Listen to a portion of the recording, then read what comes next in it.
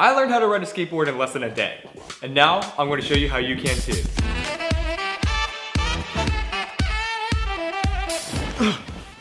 I started off not even being able to mount a skateboard without falling off of it. In less than a day, I was able to skate through the hallways of my house.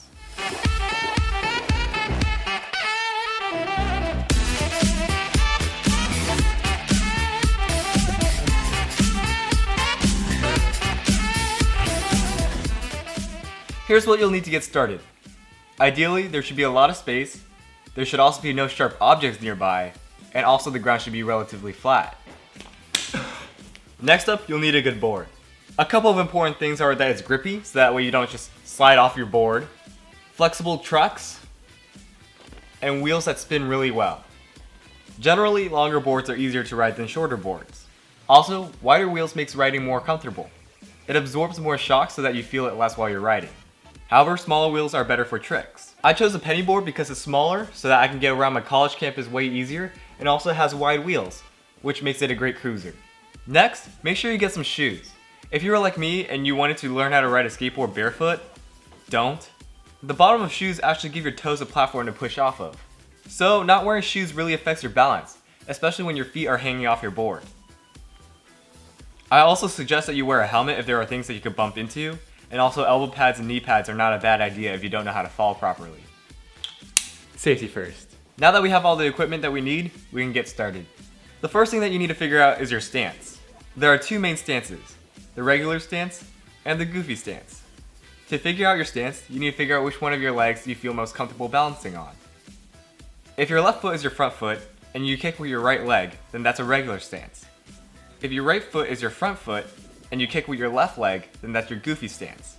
You can also kick with your front leg, but we don't talk about that stance. After figuring out your stance, next you'll want to learn how to mount your skateboard.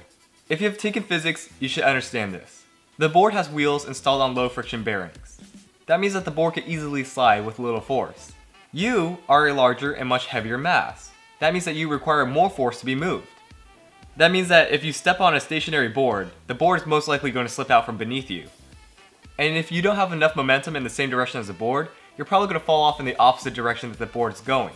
So don't try to mount a stationary board. Here's the easiest way of learning how to mount a skateboard. First, you'll want to get used to the feeling of the board rolling. Place your front foot on the board facing forward. Then just try walking with your board. Eventually, you should feel comfortable enough to pull both legs onto your board. When you first have both legs on the board, your front foot should be facing forward. Your rear foot should be facing sideways. Next, to cruise, you want to adjust your front foot to match the same direction as your rear foot. This stance will give you better balance, and that will help with steering.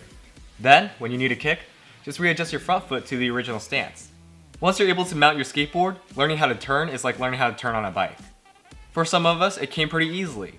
For others of us, well, we might have had to run into a dumpster bin and then we learned how to turn. Good thing I was wearing a helmet. But all you have to do to turn is just lean in the direction that you want to go.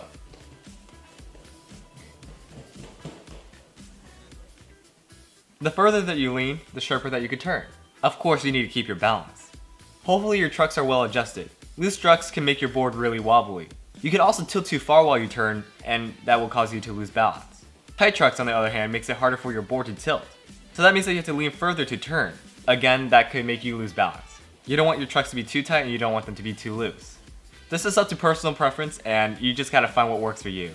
You can adjust your trucks by either tightening or loosening this nut right here. There are other techniques to make sharper turns, but as a beginner, I would say that you shouldn't go for it. I would say just step off your board and manually adjust your board to turn. But once you've figured out how to mount, kick, and cruise on a skateboard, you're pretty much able to go wherever you want.